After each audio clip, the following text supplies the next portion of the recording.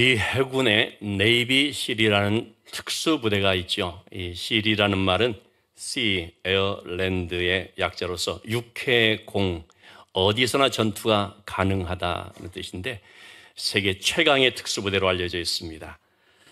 특별히 이 부대는 대원을 선발하는 그 훈련이 아주 혹독하기로 유명합니다. 한 장면인데요. 물속에 바닷속이죠. 손발을 묶어놓고 여기서 탈출하도록 하는 것입니다. 잘못하면 죽을 수도 있습니다. 이와 같은 훈련을 30개월에 걸쳐서 진행을 하게 되고 최종 통과를 해야만 대원이 될 수가 있습니다. 그 과정에 이 극한의 고통을 도저히 견디지는 못하고 포기하는 사람들이 속출하게 되는데요. 지원자의 80%가 탈락을 한다고 합니다. 이들을 이제 선발하는 교관들은 하여튼 어떻게 해서든지 갖은 방법을 동원해서 훈련생들을 지치게 만들고 그만두게 만드는 것입니다. 뭘 이렇게 고생하느냐, 그만해라. 그리고 이 훈련의 과정들 속에는 어떤 과제들이 주어지면 그것이 반드시 실패하게끔 설정되어 있다고 합니다. 그러니까 아무리 힘을 써도 도저히 완성할 수 없게끔 그렇게 만들어 놨다는 것이죠. 그러니까 당연히 또 그래서 이제 막 처벌을 받고 또 훈련으로 이어지고 막 그런 겁니다. 그러면서 결국은 끊임없는 스트레스를 받는 환경, 혼돈, 실패, 갖은 고난 이런 것들을 이겨내는 사람들을 뽑는 것입니다. 네이비실의 대장이었던 레이븐이라고 하는 분의 영상을 제가 참 우연히 좀 보게 됐는데, 그는 36년 동안 네이비실이었다고 하면서 훈련받다가 죽기도 하는 이런 훈련을 왜 하는가? 이제 그 목적에 대한 얘기를 좀 이렇게 써놨습니다. 이런 얘기를 하고 있습니다. 한마디로 인생은 공평하지 않다. 살아가면서 자주 실패할 것이다. 근데 이런 불합리한 삶 또는 노력해도 안 되는 현실 속에서 넘어지고 쓰러지더라도 다시 일어나 전진할 수 있도록 하기 위해서 이런 훈련을 한다는 것입니다. 성공이 목적이 아니고 전진하게 하는 것이 목적이라는 것이죠. 저는 이런 것은 정말 참 성경적이라는 생각이 들어집니다. 여러분, 하나님은 우리가 행복하게 되는 것이 목적이 아닙니다. 우리가 성공하고 출세하게 하는 것 그 목적이 아닙니다. 하나님이 목적하는 것은 뭡니까? 우리가 성장하는 것입니다. 여러분, 인생 속에서 우리를 이처럼 훈련시키는 한 교관이 계시다면 그분은 바로 하나님이라고 할 수가 있습니다. 하나님은 출애굽한 백성들을 광야로 인도를 했는데, 군대 갔다 오신 분들은 아시지만은 좀 이렇게 표현해서 죄송한데 그야말로 하나님 그 백성들을 광야에서 앞으로 지침 뒤로 지침, 앞으로 굴러 뒤로 굴러 그렇게 훈련시켜졌다고 생각이 됩니다. 신명기 8장 3절 말씀에 분명히 말해주고 있습니다. 광야 40년 동안 하나님께서 인도하셨는데 사실은 그것은 너희를 낮추시고 시험한 것이었다. 다시 말하면 연단하는 것이었다라는 말씀을 하고 있습니다. 왜 그렇게 연단을 하셨나? 사람이 무엇으로 사는지를 알게 하기 위해서였던 것이죠. 물질적인 그런 떡으로 사는 것이 아니라, 물론 그것도 필요하지만 그것만으로 사는 것이 아니라 궁극적으로는 하나님의 입에서 나오는 모든 말씀으로 사는 것임을 알게 하려 합니다. 그래서 하나님은 우리의 육적인 체질이 영적 체질로 바뀌도록 만드는 것입니다. 불합리해 보이는 상황 속에서도 전진하는 믿음의 능력을 갖추도록 하기 위하여서 그렇게 훈련을 시키고, 어떤 상황이 있어도 믿음에 굳게 설 수 있도록 말씀의 훈련을 시킨다 하는 것입니다.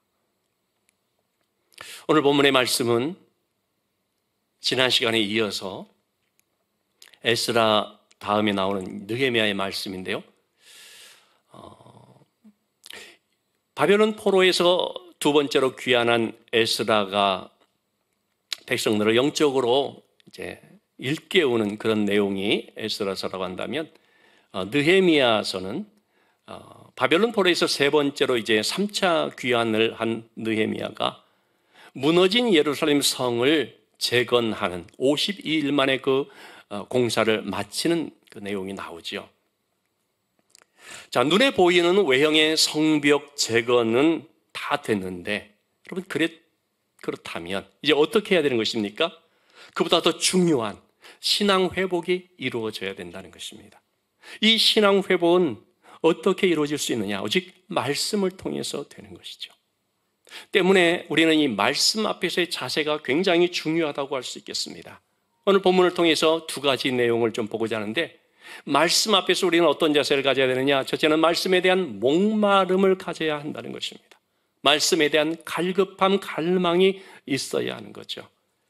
1, 2절의 말씀을 보면 이스라엘 자손들이 자기들의 성읍에 이제 거주하면서 7째 달에 이르러, 이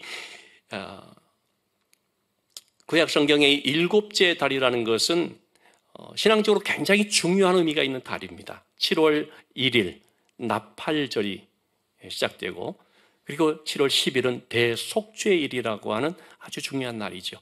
그리고 7월 15일은 초막절이 시작이 됩니다. 이처럼 절기가 많이 몰려있는 의미 있고 중요한 달이 7월 달인데, 이때 모든 백성들이 수문 앞 광장에 모였습니다. 무엇 때문에 모였겠습니까? 하나님의 말씀을 듣기 위해서입니다. 그때는 지금처럼 성경이 흔한 시대가 아니지 않습니까? 성경을 좀 찾아 읽어보려고 해도 너무나 귀하기 때문에 얻을 수가 없는 그런 상황이죠. 그때 그 두루마리 성경이지만 갖고 있던 사람이 누구냐면 제사장인 에스라였습니다. 그래서 에스라에게 요청을 해서 그 성경의 말씀을 낭독해 주시기를 요구했던 것입니다. 여러분, 우리는 이 성경의 말씀, 이 성경책을 그냥 갖고만 있으면 안 됩니다. 말씀을 읽을 수 있어야 됩니다. 펼쳐서 봐야 되는 거죠. 어떤 책을 보는데 이런 내용이 나와 있더라고요. 유명한 기독교 변증가인 제커 라이어스라고 하는 제커 라이어스 박사가 있는데, 이분이 영국의 매드포드라는 곳에 있는 존 버년 박물관을 방문했을 때의 그 일화를 소개를 하고 있습니다. 여러분, 존 버년이라고 하면 그 유명한 철로역정이라는 책으로 잘 알려져 있죠. 철로역정은 지금까지 성경 다음으로 많이 읽힌 책이라고 합니다. 전 세계 웬만한 곳은 다 이 책이 보급돼서 번역이 돼서 자국의 언어로 읽고 그러는데, 그 박물관에 보니까 전 세계 각곳에 있는 번역본들이 즐비하게 게시되어 있습니다. 우리나라에서도 최철규라는 만화가가 이 철로역정을 만화로 1, 2, 3권 그려서 이게 3만 부 이상 팔리는 아주 참 대단한 인기를 얻은 적이 있는데요. 그 만화 철로역정도 그곳에 전시되어 있다고 합니다. 어쨌든 제커 라이어스 박사가 그곳을 둘러보면서 너무나 감탄이 된 것입니다. 그러면서 그곳에 안내하는 그 안내원에게 이렇게 얘기를 했습니다.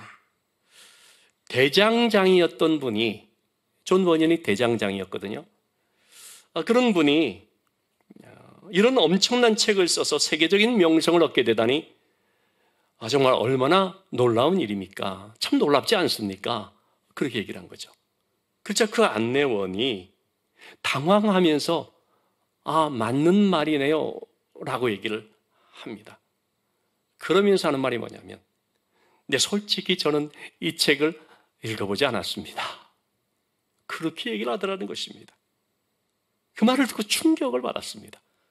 아니, 지금 존 버년 박물관 안내원으로 있는 거 아닙니까? 사람들이 오면은 이 박물관에 지금 뭐가 있고, 이거 지금 무슨 내용들이고, 이거 소개하는 안내원이지 않습니까? 근데 그 유명한 철로역정을 한 번도 읽어보지도 않고 그곳에 전시되어 있는 이런 것들을 안내하고 있으니 이 얼마나 참 아이러니인가 생각이 됐겠죠.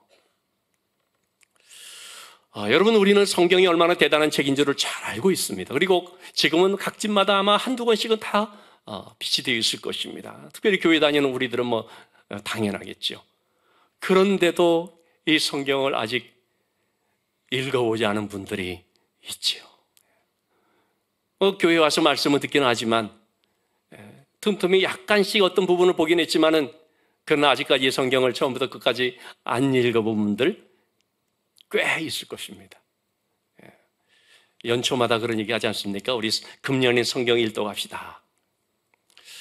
소신껏 아직까지 안 읽는 분들이 있더라고요. 여러분, 최소한 한 번쯤은 통독을 쭉 창세기부터 요한계시록까지 읽어봐야 하지 않겠습니까? 우리가 성경을 읽는 사람이 되어야 됩니다. 자, 이 백성들은요, 말씀에 대한 갈급함을 가지고 있었기 때문에 그 말씀을 좀 낭독해달라라고 했던 것입니다. 너희들이 얼마나 열심을 가지고 있었는지 3절의 말씀을 보니까 새벽부터 정오까지 여러분 그 한 대여섯 시간 정말 긴 시간이지 않습니까? 하나님의 말씀에 대해서 모든 백성들이 귀를 기울이는 것입니다. 귀를 기울였다는 것은 원뜻이 귀가 그 위에 있다라는 뜻입니다. 얼마나 그 말씀에 집중하고 경청했는지를 보여주는 것이죠. 그들은 하나님의 이 말씀 앞에 어떤 자세를 갖습니까? 5절 6절의 말씀을 보니까 모든 백성들이 자리에서 일어서는 것입니다. 이것은 하나님 앞에서 일어서는 것을 말하죠. 하나님을 경외하는 것을 뜻하는 것이죠. 바로 이것 때문에 유대인의 랍비들이요, 성경 말씀을 읽는 동안에는 서 있어야 된다는 규칙을 만들었다고 합니다. 하여튼요, 꼭 뭘 만들어내요. 그래가지고 지금도 어떤 교회들은 성경 말씀을 읽을 때 일어섭니다. 우리 교회는 그렇지 않아서 다행인 줄 아시기 바랍니다. 여러분, 저는 좀 그런 걸 싫어하거든요. 형식이 중요한 게 아니거든요. 그러니까 유대인들이 자꾸 형식에 얽매여서 신앙을 형식화시켜 버려가지고 그 내용 마음의 중심은 별 중요하게 여기지 않는 상황이 되어버렸죠. 형식이 중요한 게 아니고 말씀을 우리가 낭독하고 봉독할 때도 마음의 중심을 가지고 하면 되는 것이죠. 에스라가 여호와 하나님을 송축하자 백성들이 손을 들고 아멘, 아멘으로 또 응답하고 몸을 굽혀 얼굴을 땅에 대고 하나님께 경배합니다. 여러분, 아멘이라는 것은 뭡니까? 그 하나님의 말씀에 대한 믿음과 순종을 뜻하는 것입니다. 말씀을 듣는 자세가 참 중요한데 여러분, 우리가 하나님의 말씀을 들을 때 귀로 듣는 것이 아니고 머리로 듣는 것이 아니고 마음을 열어서 가슴으로 듣고 아멘으로 아멘으로 받아들여야 되는 줄로 믿습니다. 그때 우리 안에서 이 하나님의 말씀이 영의 양식이 되는 것이고 생명이 되는 것이고 우리의 영을 살리고 풍요롭게 하는 것이 됩니다. 7절 8절의 말씀을 보면 레위인들의 그 이름들이 소개가 되고 있는데, 그리고 이어서 백성들에게 그 뜻을 해석해서 깨닫게 했다 말하고 있습니다. 아마도 에스라가 말씀을 읽어줄 때 레위인들이 백성들 사이사이를 다니면서 그 뜻이 무엇인지를 풀어주며 해석해 줬을 것으로 봅니다. 여러분, 아무리 하나님의 말씀을 들어도요, 그 말씀의 내용을 알지 못하면 안 되는 것이죠. 그래서 말씀을 배우는 것이 필요합니다. 말씀의 양육이 중요한 것입니다. 이 말씀의 양육이라는 것은 그 말씀을 잘 깨닫게 하기 위함입니다. 그런데 여러분, 더 중요한 것은 뭡니까? 말씀을 그냥 깨닫고 끝나는 것이 아니죠. 말씀을 깨달았으면 그것이 내 삶 속에서 적용이 되고 실천이 돼야 되죠. 다시 말하면 그 말씀이 머릿속에만 살아있는 것이 아니고 가슴 속의 감정으로만 꿈틀대는 것이 아니고 내 삶 속에서 열매로 나타나야 되는 것이죠. 자, 그런 과정에 가장 먼저 오는 것이 뭐냐면 말씀에 대한 반응입니다. 하나님의 말씀 앞에서 첫 번째 우리가 말씀에 대한 갈급함을 가져야 되겠고, 두 번째는 말씀에 대한 반응이 있어야 한다는 것입니다. 말씀에 대해서 반응할 때 그때 놀라운 영적 부흥이 일어나는 것이거든요. 이 백성들은 어떻게 했습니까? 9절의 말씀을 보니까 하나님이 그 말씀을 들었을 때 어떻게 했다고요? 다 우는지라. 하나님의 말씀을 들으니 우리가 하나님 앞에 불순종하였고 하나님의 말씀대로 살지 못했다는 사실을 절실하게 깨닫게 된 거죠. 그 깨달음에서 오는 회개의 눈물이 나오게 된 것입니다. 이사야서 66장 2절의 말씀을 보면 마음이 가난한 자, 심령에 통회하는 자, 내 말을 듣고 떠는 자들, 그들은 내가 돌본다 말씀하고 있습니다. 말씀 앞에서 떨며 가슴을 치며 통회하는 그런 사람들이 복이 있고 기쁨이 있는 것입니다. 하나님의 돌보심을 받는 것입니다. 지금 이런 일들이 이 백성 가운데서 일어나고 있는 것이죠. 오늘날 회개를 인위적으로 조작하려고 하는 그런 경향들도 있습니다. 저와 같은 목회자들에게 굉장히 좀 유혹적인 것인데, 특별히 수련회 같은 데 가서 이렇게 만드는 거죠. 음악을 통해서, 조명을 통해서 막 감정적으로 막 끌어오르게 하면서 분위기를 통해서 반응하도록. 여러분, 그것은 진짜 회개가 아닌 거죠. 에스라는 지금 어떤 그런 시도들을 전혀 하지 않습니다. 그냥 담백하게 말씀만 읽어준 것입니다. 그러자 백성들이 단지 그걸 성경의 지식으로 받아들이는 것이 아니라 마음을 찔러 쪼개는 생명의 메시지로 받은 것이고, 그러자 메마른 심령에 단비가 내리듯이 회개의 역사가 일어나게 된 것입니다. 여러분, 회개라는 것은 거룩한 하나님을 대면할 때 성령께서 나를 터치하심으로 내 안에 행하시는 역사입니다. 최초의 인디안 선교사로 알려진 데이비드 브레이너드라고 하는 분이 있습니다. 언젠가 어떤 분이 저에게 데이비드 브레이너드의 생애와 일기라는 책을 선물로 줬었는데, 이 책에 보면은요, 이 선교사가 자기의 그 선교한 그 여정들을 매일매일 일기로 기록을 해놨습니다. 그 중에 1745년 8월 9일자 일기를 제가 좀 소개를 해드리면, 하나님의 말씀을 전하는데, 그때 이제 시편 마태복음 11장 28절 말씀, 수고하고 무거운 짐진 자들아 다 내게로 오라, 내가 너희를 쉬게 하리라. 이제 이런 말씀들을 중심으로 해서 말씀을 전하는데, 사람들이, 인디언들이죠, 영혼의 고뇌로 울더라는 것입니다. 이렇게 그는 쓰고 있습니다. 나는 두려움을 주는 말은 한마디도 안 했다. 죄인들 지옥 간다고 막 겁박하고 그런 식의 말을 한 게 아니라는 것입니다. 오히려 예수 그리스도 십자가의 보혈의 은혜가 얼마나 충만하고 완전한 공로인지, 주님이 어떤 분인지, 그 주님께 나오기만 하면은 기꺼이 다 받아주시기 때문에 여러분들 지체하지 말고 나오십시오. 그렇게 말했을 뿐이라는 거죠. 그러자요, 그곳에 많은 모여있는 사람 중에 2-3명만 빼고는요, 다 눈물을 쏟으면서 울부짖더라는 것입니다. 이처럼 회개는 감정적으로 조작해서 되는 것이 아닙니다. 또는 죄를 날카롭게 지적한다고 해서 회개가 이루어지는 것도 아닙니다. 오히려 어떻습니까? 반발만 일으킵니다. 그래서 우리가 좀 착각할 수 있는 부분인데, 자꾸 죄에 대해서 적나라하게 얘기하면 그걸 깨닫고 회개할 것이다. 천만의 말씀이죠. 너나 잘하세요. 그런 말을 들을 수가 있습니다. 회개는 죄인을 용서하시는 선하신 하나님에 대한 확신이 있을 때에 나오는 것입니다. 내가 물론 하나님 앞에서 큰 죄인이라는 걸 깨닫기도 하지만, 바로 이 죄인을 위해서 예수님이 모든 것들을 담당하셨구나. 오늘 제가 예배 오기 전에 청소년부 세례를 받고 입교를 하는 아이들 대상으로 조금 교육을 했습니다. 그렇게 하여튼 우리 청소년들의 얘기에서는 쉽게 얘기를 해야 돼요. 그렇게 얘기했습니다. 죄는 결과가 딱 2가지밖에 없다. 죄에 대해서는 딱 2가지밖에 없다. 하나는 처벌, 또 하나는 용서. 여러분, 우리가 실제 그렇지 않습니까? 죄를 지었습니다. 2가지밖에 없습니다. 처벌받든지, 아무리 대통령이라도 법을 위반했다 그러면 처벌이 되는 것이 오늘날 우리가 사는 세상이지 않습니까? 참, 여러분, 그렇기 때문에 죄에 대해서 우리 가볍게 여기면 안 되고 사소하게 여기면 안 되죠. 무섭게 생각해야 됩니다. 그 죄에 대해서 처벌이 있습니다. 그걸 강력하게 얘기하고 또 자세히 말하는 것이 구약 성경이죠. 여러분, 그것만 있는 것이 아니라는 사실이죠. 또 뭐가 있습니까? 용서가 있습니다. 마땅히 처벌받아야 되는데 용서받는 자들이 있습니다. 그럼 왜 용서받을 수가 있느냐? 그 모든 죄의 처벌을 예수님께서 십자가에서 다 담당하셨기 때문에.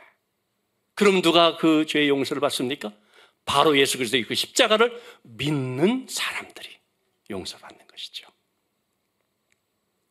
여러분, 이렇게 예수님이 십자가의 은혜를 알게 되면 하나님의 그 사랑과 자비하심으로 인하여서 우리가 하나님 앞에 뜨거운 눈물을 흘리게 되는 것인데, 회개의 눈물과 감사와 기쁨의 눈물인 거죠. 저는 정말로 그랬습니다. 청년 때 진짜 주님을 뜨겁게 만났던 바로 그때, 내가 얼마나 주님 앞에 설 수 없는 죄인인가를 깨달았을 때, 그런 나를 위해서 예수님이 그 모든 죄를 담당하신 십자가에서 죽으심으로 내 죄를 용서하여 주시고, 나같이 비천한 자를 기다려 주시고 참아 주시고 용납해 주신 그 은혜가 딱 와닿았을 때 얼마나 많은 눈물을 흘렸는지 모릅니다. 여러분, 회개는 잘못한 사람이 하는 것이 아니고 은혜 받은 사람이 하는 것입니다. 바로 그 백성들에게 이런 은혜가 임했기 때문에 다 우는 거죠. 자, 이렇게 울고 있을 때 에스라나 또는 레위인들이나 느헤미야가 뭐라고 말합니까? 오늘은 여호와의 성일이니 슬퍼하지 말며 울지 말라. 여러분, 주님께 은혜 받은 자의 삶은요, 눈물로 시작을 하지만 눈물로 끝나는 것이 아닙니다. 기쁨으로 변하는 것입니다. 주님 안에서 삶이라는 것은 눈물보다 기쁨의 삶이라고 할 수 있습니다. 그래서 10절에서 11절 이렇게 말하고 있습니다. 근심하지 말라 그러면서 여호와를 기뻐하는 것이 너희의 힘이니라. 자신이 얼마나 죄인이고 용서받은 은혜가 얼마나 큰지를 알게 되면 우리는 하나님을 기뻐하게 됩니다. 우리의 마음으로 정말 기뻐하면서 하나님을 찬송하는데, 여러분, 찬양이 달라지죠. 바로 그것이 세상을 이기는, 고난을 이기는, 슬픔과 또는 힘든 모든 것들을 이기는 힘이라고 성경은 말하고 있습니다.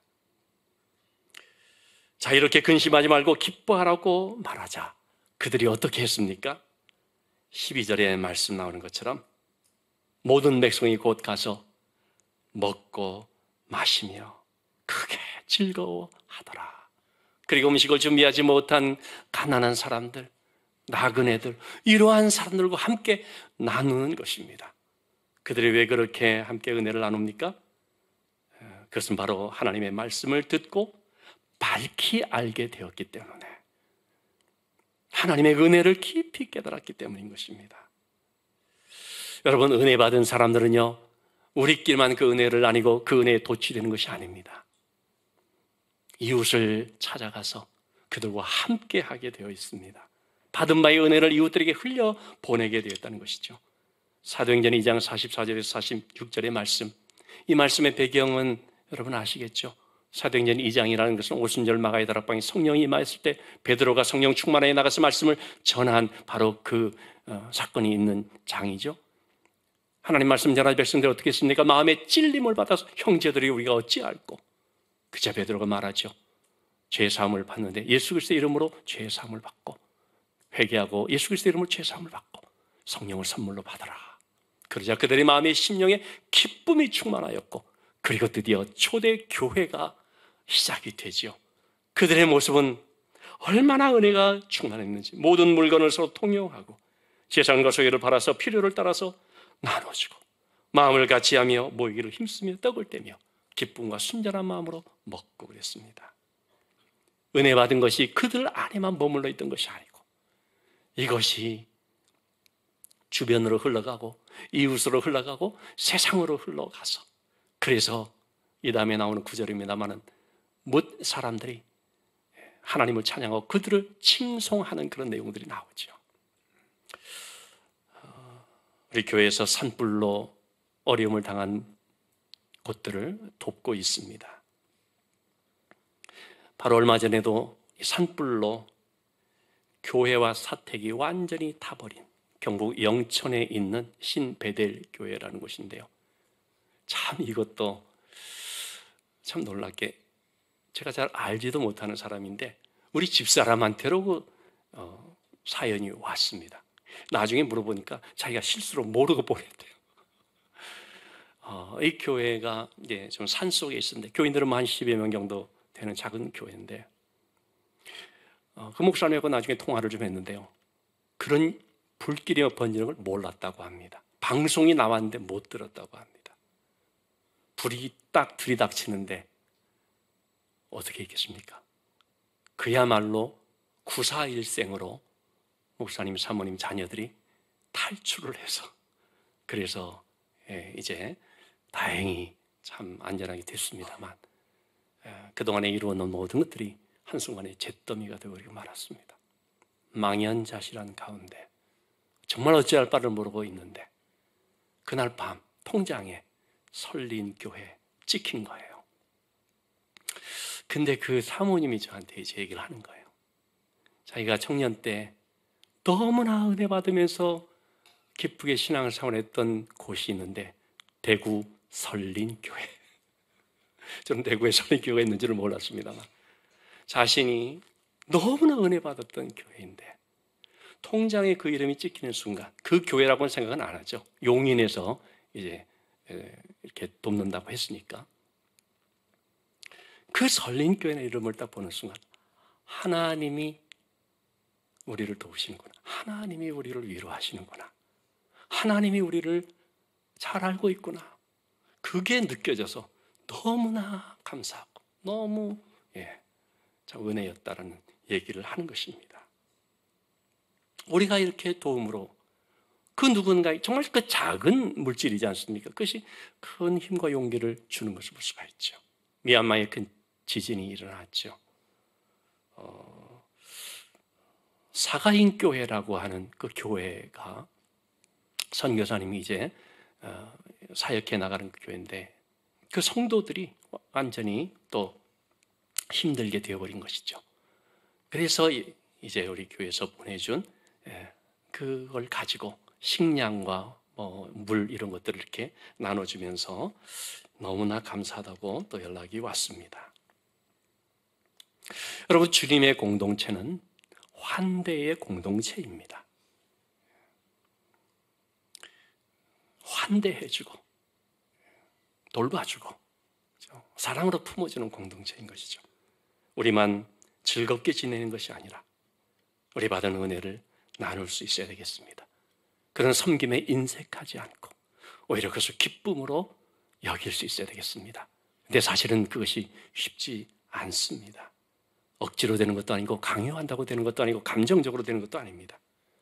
말씀의 훈련을 받고 말씀의 은혜를 체험함으로써 그렇게 될 수가 있습니다.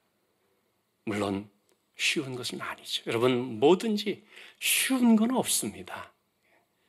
제가 서두에 소개해드린 맥레이븐 대장에 대해서 말했는데 제가 이분의 책을 일부러 좀 구입을 했습니다.